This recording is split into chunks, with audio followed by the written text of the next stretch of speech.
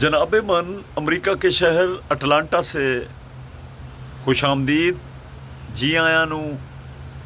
بخیر راغلے۔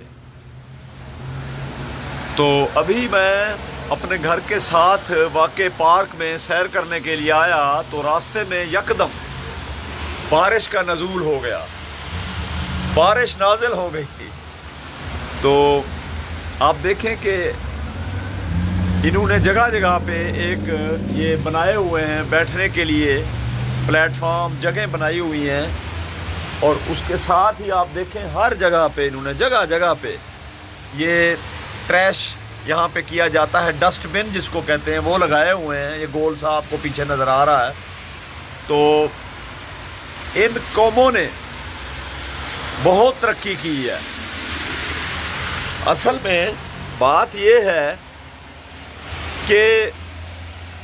یہ جو بھی دنیا کی قوم بنتی ہے وہ نظریاتی طور پر بنتی ہے۔ قوموں میں ایک سوچ ڈیولپ ہوتی ہے، ایک نظریہ ڈیولپ ہوتا ہے، تو اس نظریے کی بنیاد پہ جب وہ نظریہ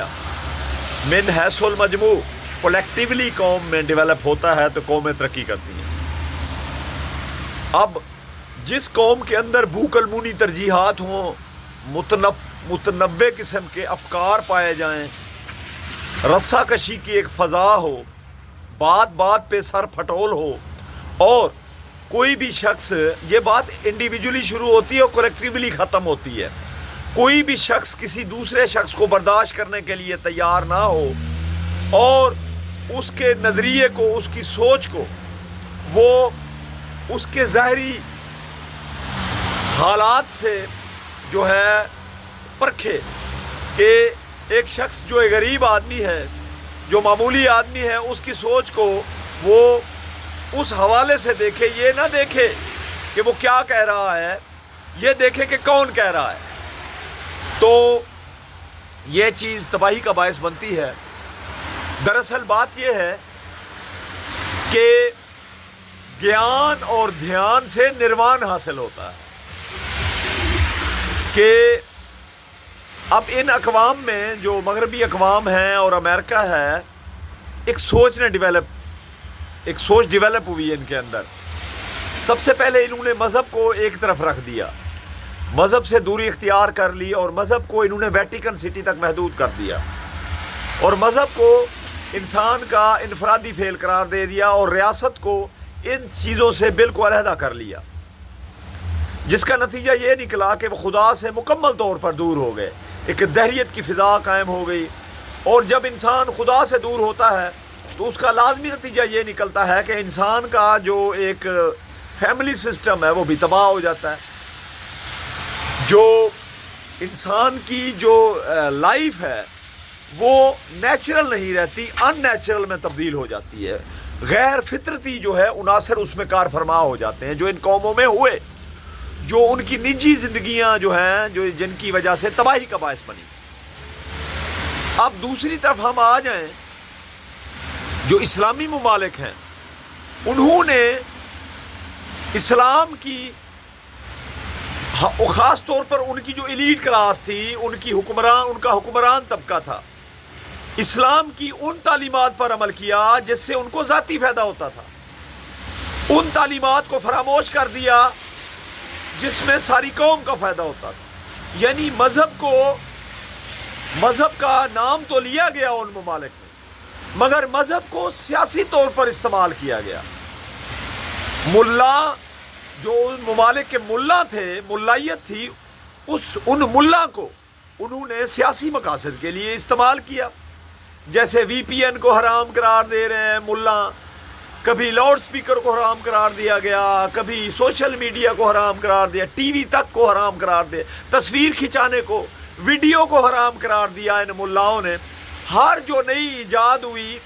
ہر وہ نئی چیز جس سے انسانیت کو فائدہ ہو سکتا تھا، ان ملاؤں نے اس کو حرام قرار دیا۔ اب جو پرنٹنگ پریس ہے اس تک کو حرام قرار دے دیا گیا، جس کا نتیجہ یہ نکلا کہ مسلمان پیچھے رہ گئے۔ they were left behind other nations، وہ دوسری اقوام سے پیچھے رہ گئے۔ تو ایک نظریہ ہوتا ہے، ایک سوچ ہوتی ہے۔ دراصل بات یہ ہے کہ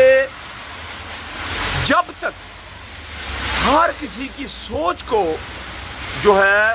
وہ اس کی قدر نہیں کی جائے گی، جو اچھی سوچ ہوگی، اس وقت تک جو ہے اب یہ نظریہ ایک سوچ بھی اس میں بھی مناپلی پائی جاتی ہے ہمارے ہاں۔ اب جو عقل کل اپنے آپ کو سمجھتے ہیں وہ اپنی سوچ کو، اپنے فکر کو، اپنے اوپینین کو، اپنے ویو کو ہی وہ حرف آخر قرار دیتے ہیں، جس کے نتیجے میں جو ایک ہمارا معاشرہ ہے، خاص طور پر پاکستانی معاشرہ، وہ ترقی معکوس کا شکار ہو گیا۔ یعنی لوگ تو آگے کو جاتے ہیں، ہمارا معاشرہ پیچھے کی طرف کو چلا گیا، وہی پرانے خیالات اس میں ڈیولپ ہوئے، قوم کو شعور نہیں دیا، قوم کو اس کے رائٹس نہیں ملے۔ بظاہر تو کہا جاتا ہے کہ ہر آدمی کو جناب ہمارے قانون کے مطابق جو آئین میں لکھا ہوا ہے کہ اس کو ہر قسم کی آزادی حاصل ہے کہ وہ سوچ رکھ سکتا ہے، اسمبلی ہے، اس کو لبرٹی ہے، ان چیزوں میں ایسوسی ایشن کی لبرٹی ہے، لیکن عملی طور پر یہ نہیں ہے۔ ہر اس سوچ کی نفی کی گئی ہے پریکٹیکلی، جس میں ہماری اشرافیہ کو، ایلیٹ کلاس کو اپنا خطرہ نظر آیا، جس میں مقتدر طبقات کو یہ نظر آیا کہ اگر اس سوچ کو اپنایا گیا، ایک مساوات کی ہماگیر فضا قائم کر دی گئی، یکسانیت آ گئی، تو ہماری مناپلی ختم ہو جائے گی، اور یہ عوام جن کو کیڑے مکوڑے ہم سمجھتے ہیں، یہ ہمارے مقابلے میں برابری اختیار کر لیں گے۔ یہ وہ ہماری ایلیٹ کلاس کی سوچ تھی جو خاص طور پر ترقی پذیر ممالک، پسماندہ ممالک جن میں پاکستان شامل ہے، جس نے ترقی معکوس کو جنم دیا، جس میں رجتی عناصر کی بھرمار ہو گئی۔ ہر نئی چیز ہر نئی چیز آنے والی تھی جس سے انسانیت کو فائدہ ہونا تھا،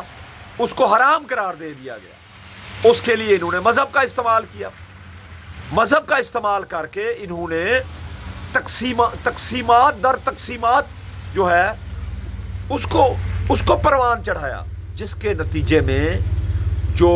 یک رنگی ہے وہ اس قوم میں پیدا نہ ہو سکی، اور یہی ان کی آج تباہی کا باعث بنی ہوئی ہے۔ خدا کرے کہ ہم اس چیز کو سمجھیں کہ تنگ نظری جو ہوتی ہے اس کی ڈیفینیشن ایک شعر میں اس طرح کرتے ہیں ایک شاعر کہ تہ خانے میں بند تھا میں اور مجھ پر یہ الزام لگا،